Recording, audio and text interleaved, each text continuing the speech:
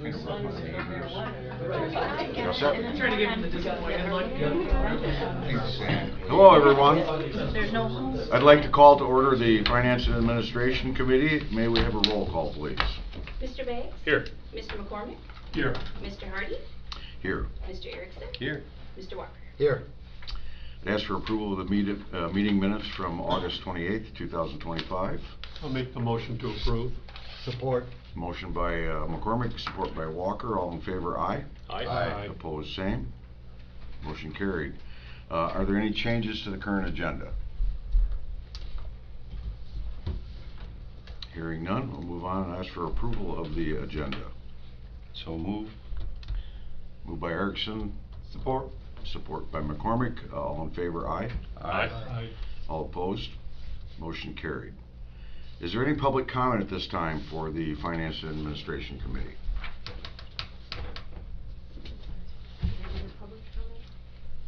We'll have public comment during the regular board meeting as well. All right. Moving on, Oceana County District Annual Report and Budget Request, Ms. Laura Ackerman and Mary Shepard. Hi.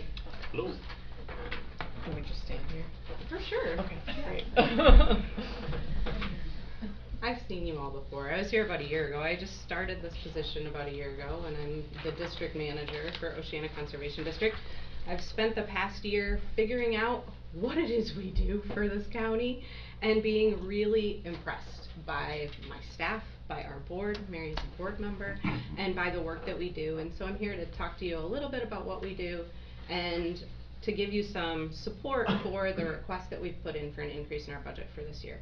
So you probably saw in your packet that you received by email, I think, that we submitted a request for our two different line items. We've traditionally gotten, basically for the past 10 years, $6,000 for our household hazardous waste program and $14,000 for general conservation district programming. This year I put in a request increasing our household hazardous waste program funds to $8,000 and our general district funding to $20,000. So that's a $2,000 increase for household hazardous waste, $6,000 for district programming, for a grand total of $28,000. And my plan is to sort of give you an idea of what we do, what we've done with the money that you've given us. Thank you, it's a huge support. And to say this is why we would love to see a little bit of an increase for the services that we provide for the county. So, maybe you know this, maybe you don't. Every 5 years we do an assessment and we ask the community, what do you want us to focus on? What are the conservation needs that are the most important to Oceana County residents? And we get told water quality, invasive species, and then protecting forests, wildlife habitat, and farmland and green space. And so those are our top 5 that were gathered in 2022. We're in the middle of our 5-year cycle. We are doing those every single year to the best of our abilities with the resources we have. So, enhancing water quality for me, I'm a biologist by heart. I did some training in it, but really I just love life. I love living things. We all need water, and we need clean and safe water. And so we have a couple of programs that are state and federally funded that work to support our agricultural producers in making sure that as they're feeding us, they're also doing what they can to mitigate any impacts on our water supply. And so we have a bunch of programs available through the NRCS, and then we have a couple programs available through the MEAT program as well. In addition to these programs, there are a couple programs that we provide for the county that aren't funded federally or really by the state. And that's our household hazardous waste collection, and Clean Sweep is part of that. And then scrap tire collection, which I should have put in the picture of you collecting tires because it was awesome. And in the past year, both of these programs have expanded. So we were contacted by Dave Leonard from Colfax Township, who said, hey, the east side of the county really needs some more support on tire collection. Can you add us to your tire grant? And so we wrote in, got 3 trailers, 2 sites. It was amazing. We collected an extra 1,000 tires from the county, and we did this all with the same admin support and with a bunch of volunteer labor and some support from the Road Commission. So We're increasing our services and supporting people in finding tires in the forest and bringing them in to get them properly disposed of. They recycle these tires and turn them into something that we can incorporate back into public landscapes, like the rubber mulch that you see at different playgrounds and such. So we, for that program, provide the administration costs. We get a grant that basically pays for the tires to go away. We also administer the household hazardous waste program in this county as part of a 3-county team. So we work with Mason County and Manistee County. In the past, those 2 counties have brought in a lot more weight-wise than Oceana has. Mason County and Manistee County both contribute $9,000 to the shared financial stake of this program. The 3-county partnership really allows us some flexibility so that if one county has a big year and one county has a small year, the program doesn't go under. We share the financial responsibility, and we share the weight limits and distribute them among the 3 counties. So I included in your little packet here some numbers of what we did in Oceana County this year. So if you look at the second page in the packet I handed out to you, we, in addition to the 73,000 pounds of tires that we collected, our household hazardous waste program collected 34,518 total pounds of hazardous waste from this community. That is up from last year by quite a bit. As you can see, the county funding that we get and the allocations that we ask for from the townships give us about $15,300 toward disposal. The actual disposal cost for that amount of waste is about $39,000. So when you give us $6,000, all of that money goes directly to processing those hazardous materials appropriately and keeping them out of our water supply. So we do a lot to look for donations. We ask people for a day of donation. You can see on there for each household the average price for getting rid of their household hazardous waste appropriately is about $122. We ask each person for 15, and we get reasonable donations from most people who come through. And yet, this meets our expenses about evenly. We really feel like we want to be able to know we can go into the next year confident that if somebody shows up with a giant trailer of waste, we don't have to say, sorry, we can't take that. Because if they drive away, they're probably just going to dump it. So we're asking you to increase the support for the household hazardous waste program to $8,000 for this year. Really, it goes directly toward the costs of appropriate disposal. The rest of the program administration is held by the district, by our administration time, by that of our staff, and by that of the other 2 counties that participate. So just so you know, that's what that line item is for and where that money goes. Then you also mentioned the transfer station is not taking oil Exactly. So I think I learned from Tracy that the transfer station is going to stop taking oil this year. If you notice on our list of things that we accept, oil and auto fluids were 6,000 pounds. Oil is heavy, so when people bring in a little container and it costs us $1.14 per pound to recycle, it gets pricey. So if those are things that aren't going to be collected at the transfer station, we're anticipating we're going to see more of it coming through on our household hazardous waste collection.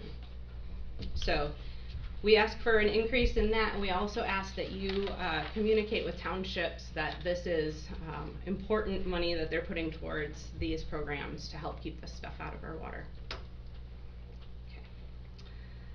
We also work to manage target invasive species. These are things that are in our area. They have a propensity to take over and crowd out native species. They can also be problematic for growers who are just dealing with them as weeds. We have zero, really, funding directly to our district to deal with target invasive species. We advocate for, I think this is my pointer, we advocate for funding for our county through West Michigan Cooperative Invasive Species Management Area, which is the West Michigan SISMA.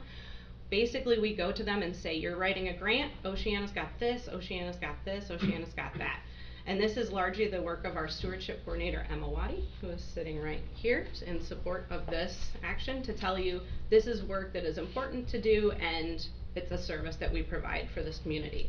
We also have workshops that teach people how to get rid of these things on their own, and we have opportunities for people to go and learn how to do this stuff in our nature preserves. There's actually an example there of people picking garlic mustard. So these are things that come up when people call us and they say, I need help, this is what I've got, and we provide that service to them. The other 3 priorities that we've been charged with are basically protecting and improving habitat, forest health, green space, and farmland. And the way I look at this is really, we have several different programs, and all of these are aimed at how do we make our land productive for generations to come. It's ag land, it's forest land, it's recreational land, it's all of these spaces, and how do we make them continue to offer to us what they have offered to us by supporting their needs. And then finally, our mission is all about landowner assistance and education to reach these 5 conservation needs that we've been charged with by the community. Our education programs look like workshops for adults. They look like stewardship events where you can help trail building. They look like an incredible program that has been developed and expanded at our district by our educator, Carrie Wilson, to include a forest school for knee-high naturalists. She is actually not here today because she is out doing Hit the Woods, which is a new homeschool in the woods program that we're offering. We have 3 different summer camps that are offered every single year, one at the forest, one at the pond, and one at the farm. And all of these programs are supported by donations and by the fees that we charge. And so our goal in this is to keep fees down. We want to make sure these are programs that are accessible to all kids in Oceana County. And we seek donations to support a scholarship fund so that any kid that wants to participate can participate. At the same time, having a program that's 100% dependent upon donations means that every year we're wondering if we're going to be able to do it, because we're wondering if we're going to get the donations. So I want to say to you, we do a lot of work in this county. This is a service that we are providing. Can you help us say this is going to happen next year? We want to make sure this happens next year and the year after and the year after, so that the kids in our community can build a connection to this land, because if they love it, they're going to want to build their lives here. They're going to want to stay here and be a part of this community. And so I really look at this as a contribution to the betterment of our community through investing in our children. So that is my little spiel. I want to give a shout out to our staff and our partners. So we have 6 wonderful staff members who I feel honored to work with every single day. They are each an incredible expert in their field, and I do my best to support their work. And then we have an incredibly active board, and our new district conservationist. Many of you might remember Mark Kelly. This is Heather Varbancourt. She just started this week and is taking Mark's position, and I'm really looking forward to working with her and seeing what we can do in Oceana County to continue to provide these services. We can't do any of this without you. We are so grateful for the money that you've given us for the past 10 years. We would love to see an increase in support for the district up to $20,000, for the total of $28,000 for the year for our 2 line items. And I want to let Mary speak a little bit as both a board member and as a recipient of some of our programs, and then I would be happy to entertain any questions that you have about what we do. So. Hi everybody, my name is Mary Shepard. This is my 5th year on the Conservation District Board, and I'm also a mom of 2, a 4-year-old and a 2-year-old, and they're in the Knee-High Naturalist program. My 4-year-old, this is his 3rd session, just started this fall. Educational outreach is always something I've been super supportive of, because I love the outdoors and I want other people to love it too, especially being in this county with the resources that we have. But since I've become a mom, I'm especially supportive of it because I love to see how it affects my kids, you know. Also, being a parent, you know, with the whole screen time thing and everything, it's a battle that you're constantly fighting. So this has been an amazing opportunity for the kids to get outside and learn about things that they wouldn't learn like in the public school necessarily. I'm working, I don't have time to homeschool my kids, and so this is an excellent opportunity for us to get them out there, you know, learn about the woods and foraging and identifying trees, and honestly just for 4-year-olds just playing in the dirt, you know, and going for a walk looking at ducks and stuff.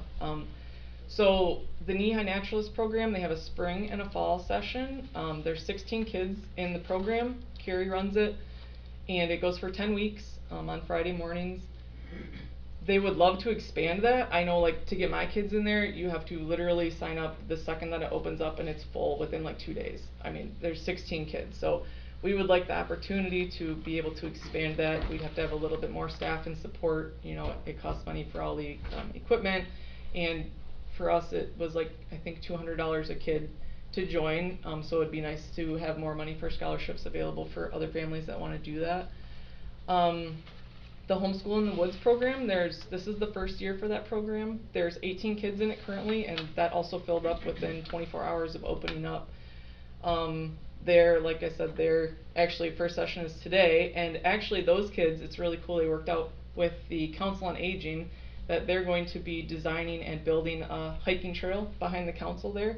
That's what those kids are going to be doing this fall and next spring. So it's a kind of a cool collaboration to get everybody together. And then she said those 3 nature camps also in the summer. I've been a presenter at a few of them for different things. I work on a farm, so I helped on the farm camp. And it's cool to see all the kids, their different ages, and how interested they are in all the different topics we're talking about. That one had 62 kids this year between the 3 classes, and that also filled up incredibly quick. They were able to offer 14 scholarships to students, which covers $100 of the $150 fee to join. But we would love the opportunity to be able to bring more kids in and also offer more scholarships, so it's just available for anybody who wants to do it. So we really appreciate you guys' support. I just think this is an awesome, awesome program to involve the youth of this county in one of our best natural resources that this county offers. And there's really no other programs like it in the Tri-County area. That's what Carrie hears from everybody. There's a lot of kids that come up from White Lake area too, because they don't have anything like this in Muskegon. So it's really growing. In the 5 years I've been here, it's 6 years they've been doing the Knee-High Naturalist program, and it's grown exponentially. The support has grown for it. There's a lot of people that really want to see it succeed, and we could definitely appreciate any extra help we would be able to give. So, thank you.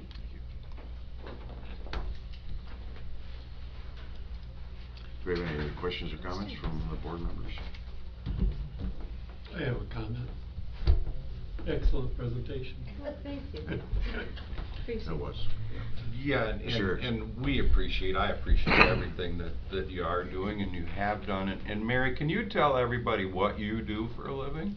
I work for Golden Stock Farms. So I did work at the co-op before they closed, and then I went over there. So obviously I've always loved outdoors, but that's part of the reason I joined the Conservation District, because I work on a farm, but I also love hiking and fishing and all that stuff. And I feel like the Conservation District brings those 2 things together to make sure that they both succeed. And you know, in this county, like, we want those 2 things to coincide very well, because we have all the opportunities. And Golden Stock Farms has been a part of our Conservation District forever. Yeah, I believe they were one of the first meat verified farms in the county. So Dick Walsworth. it's a good fit. Yes. Yeah. Great. Anyone else? Thank you very much for the Thank you. presentation. Thank you. Thank you. Appreciate it. Okay, moving on. Administrator's review of selected claims for payment and administrator's report. It doesn't appear, okay, so the claims for payment and the report's been provided. Does anybody have any questions? No? You're good. We got a new administrator. I know. There you go. I expected it to be long-winded, but. Did you want me to read it to you? No. No? I already read them. But Okay. All right. And department head reports. So Gary, earlier. Sheriff? Good morning. We have 52 in jail. seem to be well kept. Other than that, business is our usual busy. Gentlemen, I don't have a lot to report. I'll be happy to take questions if anybody has any. It's kind of business as usual for the Sheriff's Department. We do have a couple big things in the works that I can't speak too much about, but I'm here if you have any questions. Mr. Walker. Just a minute. We talked about this earlier, but when I was at the transfer station on Monday, the sheriff had one of his corrections officers out there with trustees working on the cleanup again, and I understand they're back again today? I know they were there yesterday. They were there yesterday, so 2 days this week. Yeah. And Brian told me from the transfer station that it was absolutely wonderful, the work that the trustees did with the guidance from one of the corrections officer. We would Great. never have been moving forward on this whole project without them. Thank you for that. Yeah. Yeah, Mr. it's a great Erickson. program. Can you tell us about the Chinooks in town? The 3 large helicopters that flew over the Oceana Airport a couple nights ago. I don't have any information about it. I Is can't. that Consumers Power? No, it evidently was field maneuvers from south of us, and there were 3 Chinooks came in the dark and Okay. stayed and left. I saw pictures of them at the Muskegon airport during Yeah. the day, but I don't know. Yeah. It's classified. They woke up a few people Ah. out east. They went right over the top of my house. You heard, yeah, so you heard them, yeah, you did. All right. Thank I'll be you, in the Sheriff. crowd. Oh, thank you. All right, is there any public comment this time for the Finance and Oh, Administration? I'll just get Oh, we Gary. have Gary. The doctor told me I'm not contagious anymore, so I'll do the best. I want to thank everybody for coming out to last Thursday to the grand opening at Marshville Dam Park. They had a great turnout. Appreciate everybody that was there, many of the faces here. And I think we had about 125 people or so.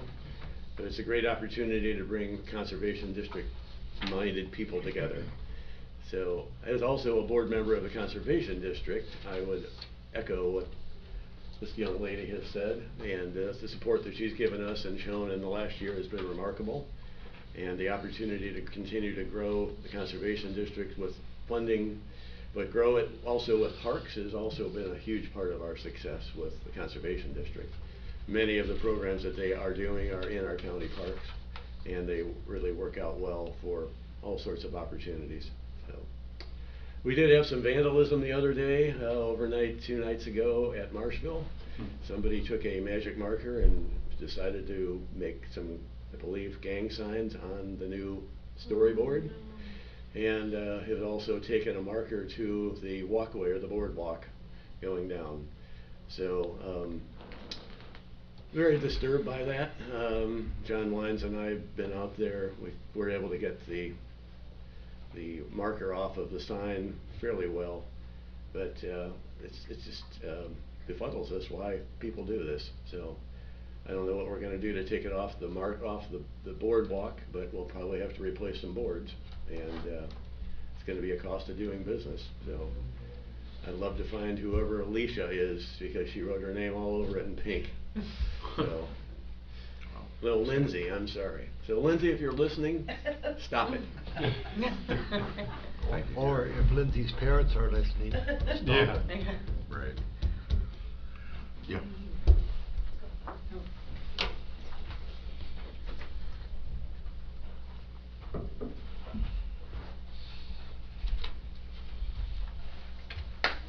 Yeah, hello, my name is Claire Sloan. I'm going to give a little speech about the Friends House. And I am pushing 83 years old, so I'm getting to be an old timer. And I spent about 52 years in Oceana County, so I can tell you I worked, well, I'm going to go over this. I'm going to just pretty much read what I got here. I presently attend the Friends House and have attended approximately 3.5 years.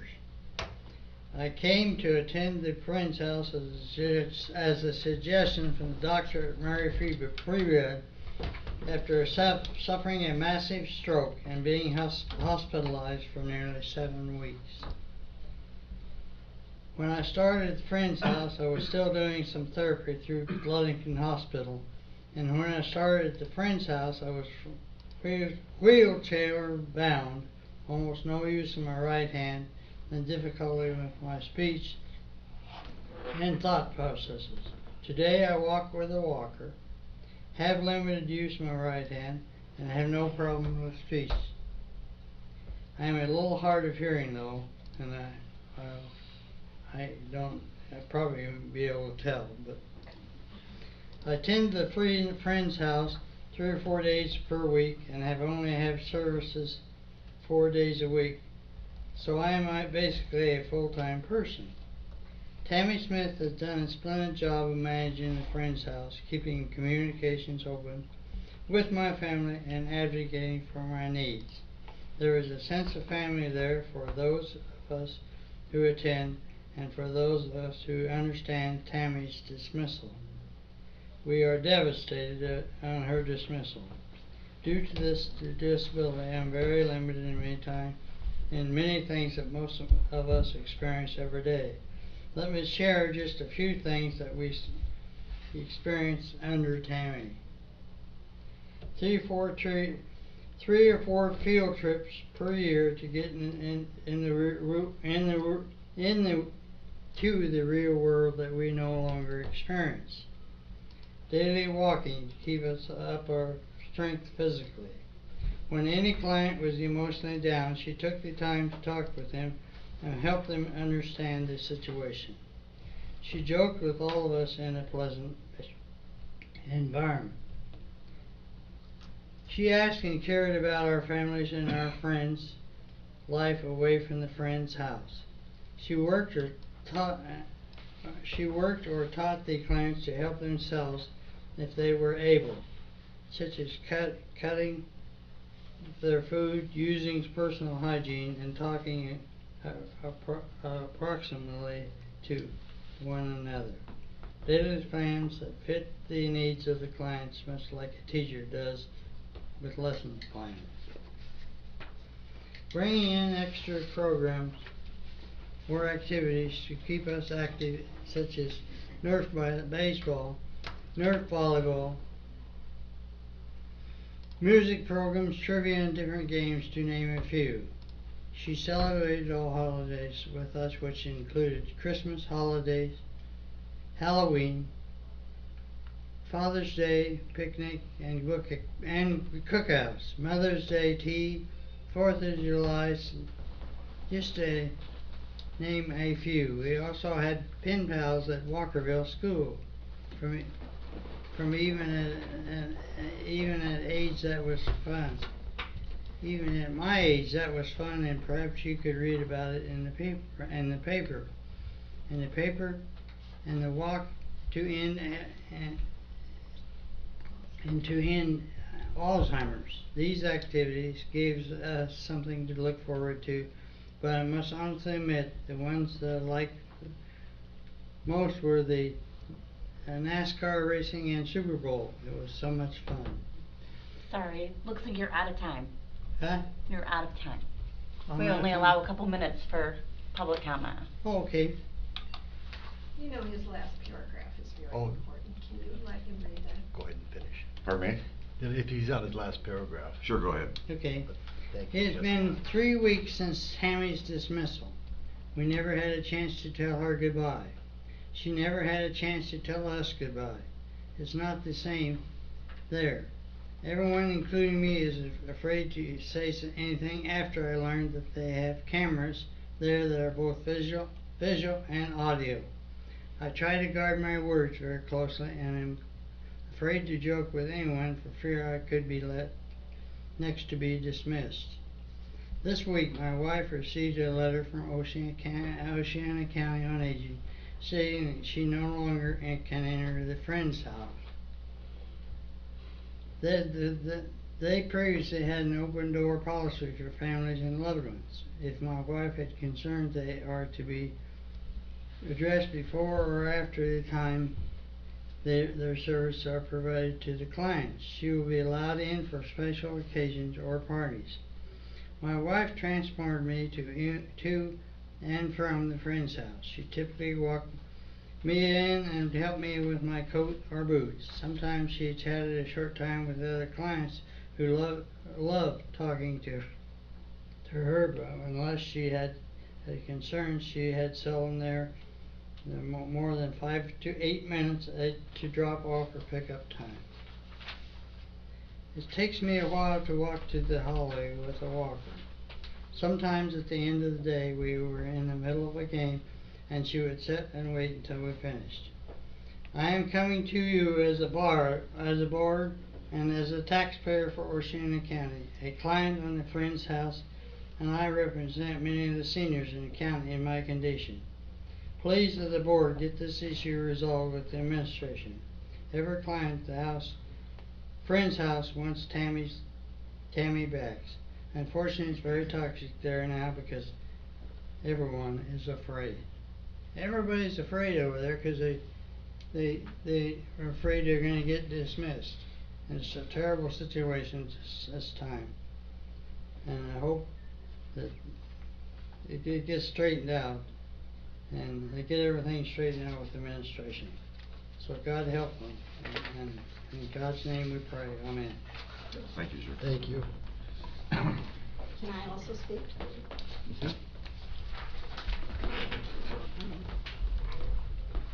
I haven't started talking yet. We have your name, please. Mary Sloan. And address. Pardon? Address. 783 West Fillmore, Hart. Okay, thank you. Okay. I'm here also on the Council of Aging. I talked to you last month. I came here originally with concern about the removal of Tammy, and suddenly I have a lot more concerns as I'm digging into this. I understood that the board is an appointed board, 4 from Hart, 3 from Penn-Product, 1 from New Era, 1 from Walkerville, and our director lives in Montague, and she's on the board. I received a letter beginning on Monday of this week that the open door policy has been canceled. I am no longer allowed to go in and drop off my husband. I cannot go past the door. Okay?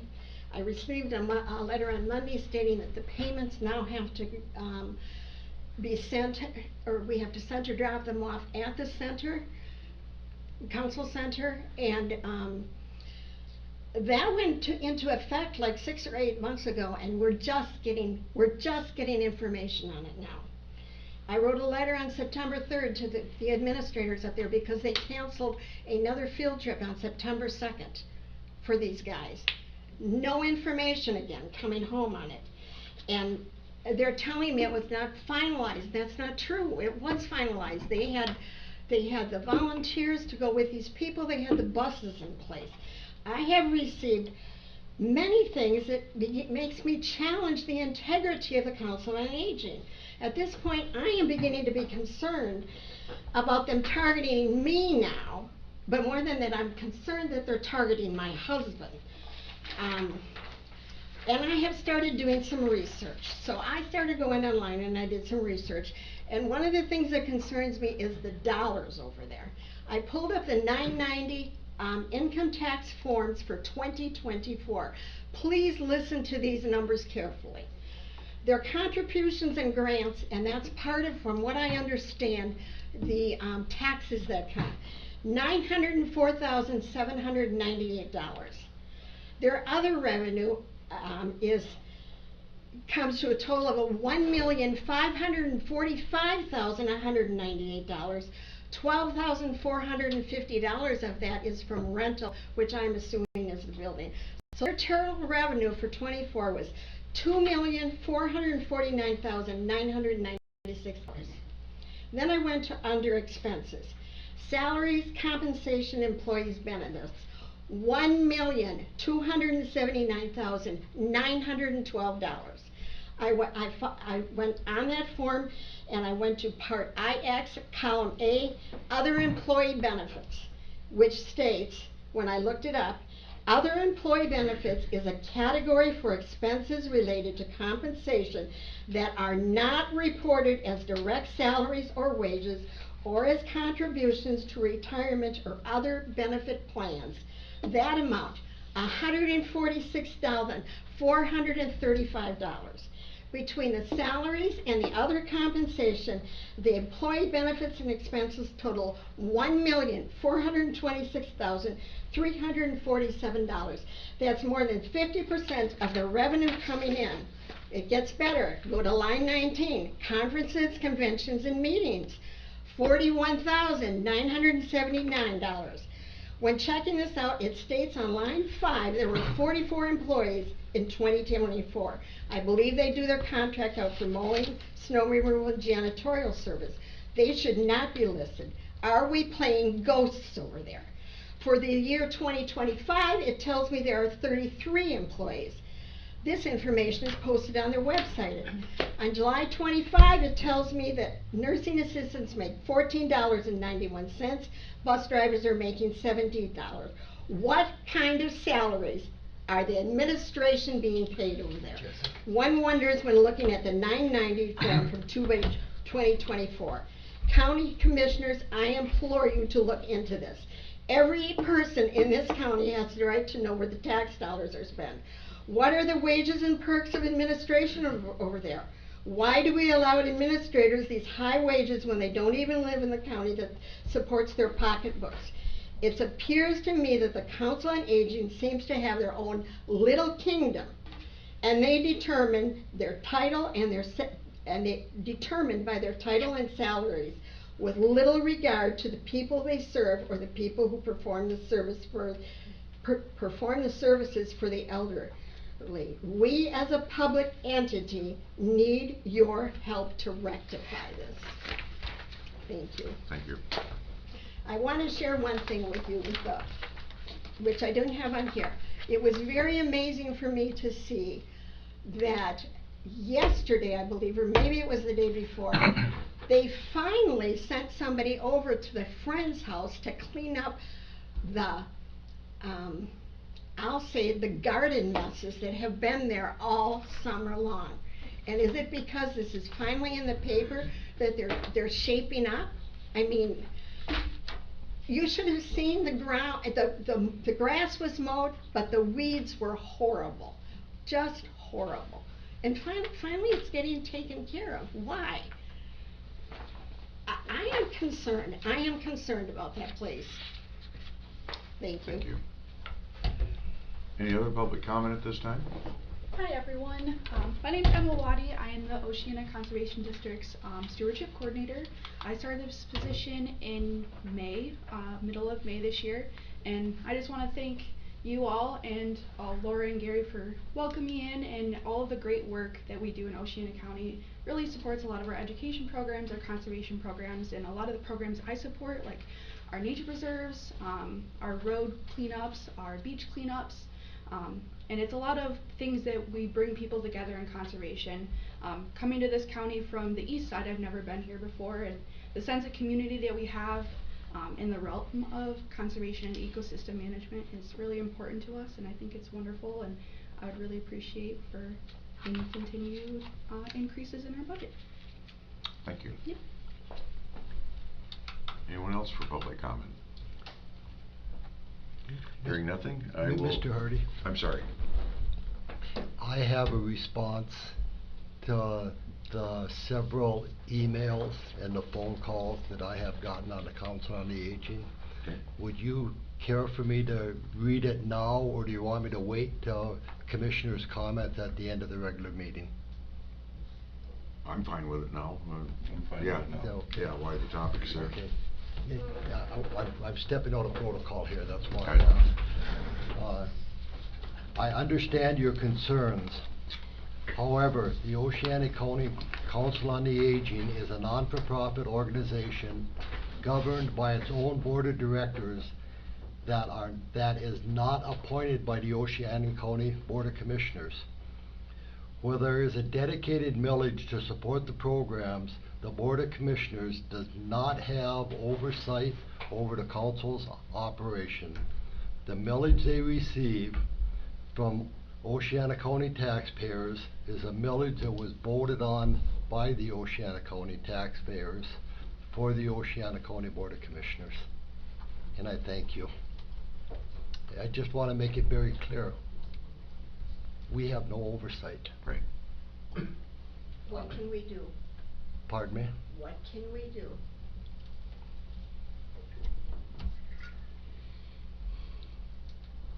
All of the people that have a concern should sit down and discuss it amongst yourselves, because there is strength in the amount of people you have there that have the concerns.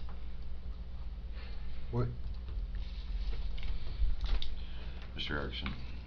The only way to affect change in that board is to attend those board meetings and change that board.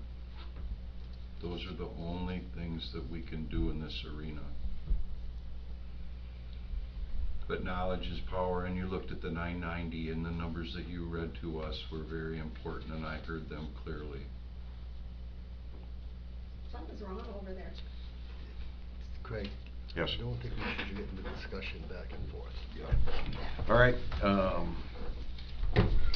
we will, we're gonna adjourn the Finance and Administration Committee. We're gonna take a short break before the regular board meeting.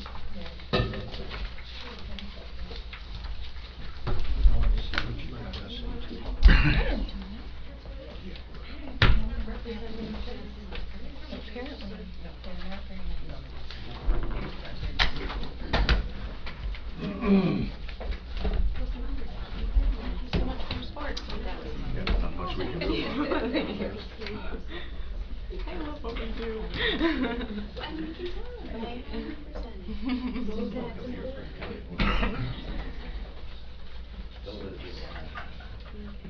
Always a good time. Always. I got a great time now. Everything is right there.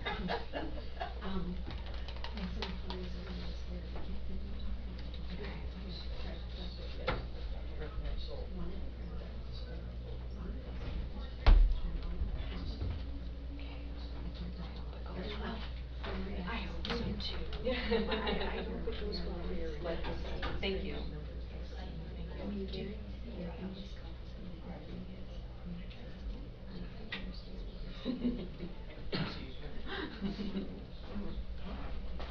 Oh, please.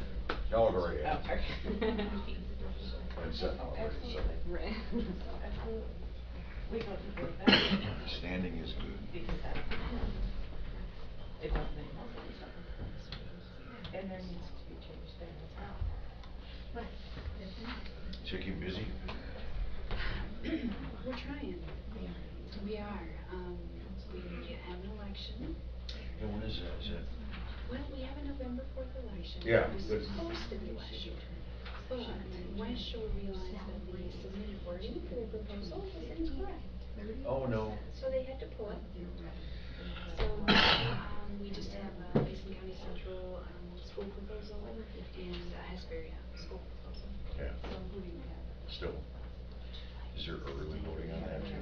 There is not. Shoot, good. In our county, when we did our contract, we were very careful to not include all the extra early voting, because it's so expensive for us. It's still a lot of work. Every day. And it's a little bit of money. And I think we're gonna change our early voting location out to Elbridge. It's a central location and there's a lot of, what we found out, November one is so, we just can't spread out. I heard, I read something on Oceana Press that Kim Cole, sure. It's from the, yeah. I just wanted to I tell you heard that was on the first one. Oh, did you?